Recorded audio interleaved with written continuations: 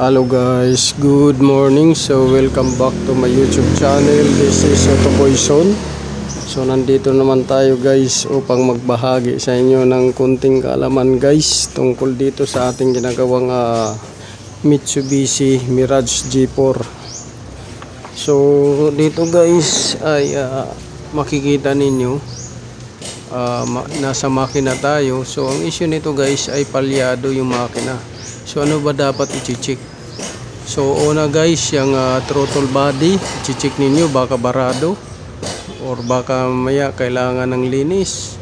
So i-check nyo yan kasi minsan nagdudumi yan yung flapper nya, nababarahan yung gap ng flapper nya. So isang dahilan yan guys kung bakit nagiging rough idle. Pangalawa guys, itong terminal. So kung kinakapos guys ng kuryente at namamalya, so i-check nyo to guys kasi minsan yung mga battery terminal nya cable ay corroded. So lilinisan nyo guys, buhusan nyo lang mainit na tubig tapos lihain nyo. So yan yung i-check nyo. Tapos yung mga hoses guys, mga vacuum hoses.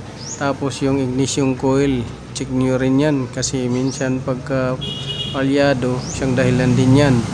Yung spark plug, i-check din ninyo yung spark plug gap, baka mamaya malayo na or mamaya nag-overtime heated na yung spark plug. So ito guys, makikita ninyo ay nilinis ko na yan guys, yung spark plug na yan. So mamaya guys, papakita ko sa inyo kung gaano karumi yung spark plug. So sa aking prospect guys, specha ko spark plug lang ang nito dahil malaki na yung clearance. Kailangan yung gap niya ay ating i-adjust. Tapos yung battery, i-check nyo rin guys yung battery. Tapos yung mga vacuum hoses dyan sa intake air duct nya. So yan, baka may punit na, so magkakaroon talaga ng palya. So ito guys, palyado siya na walang check engine. So pag palyado na walang check engine, yung mga binigkas ko sa inyo guys, kagaya niyang mostly sa sasakyan pagka palyado or namamatay bigla tapos walang check engine na binabato ang computer, kadalasan yung guys ay yung mga binanggit kong dahilan: battery terminal, throttle body barado, vacuum hoses, tapos yung air filter.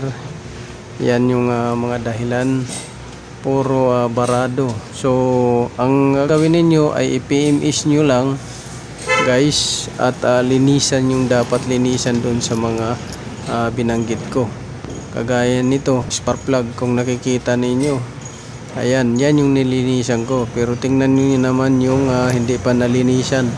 So malayo na nga yung gap, kakaiba pa yung sunog nya. So yan yung nagiging dahilan guys. So kadalasan palyado tapos walang check engine, yan yung mahirap i-diagnose lalo na sa mga latest model. So mostly naman yan is mga bara-bara lang at saka mga singaw yung nagiging dahilan, at saka yung mga maluwag. So maluwag na connector, maluwag na socket, maluwag na battery terminal, mga ganun lang. Tapos yung mga maduming spark plug at maduming throttle body, air filter box, intake manifold sensor, map sensor, MAF sensor, ganun, or CVT sensor. Yan yung nagiging dahilan. So yun lang guys, sana nakakuha kayo ng kunting kaalaman sa aking tinuro. This is Otto Poison. Maraming salamat sa nanood.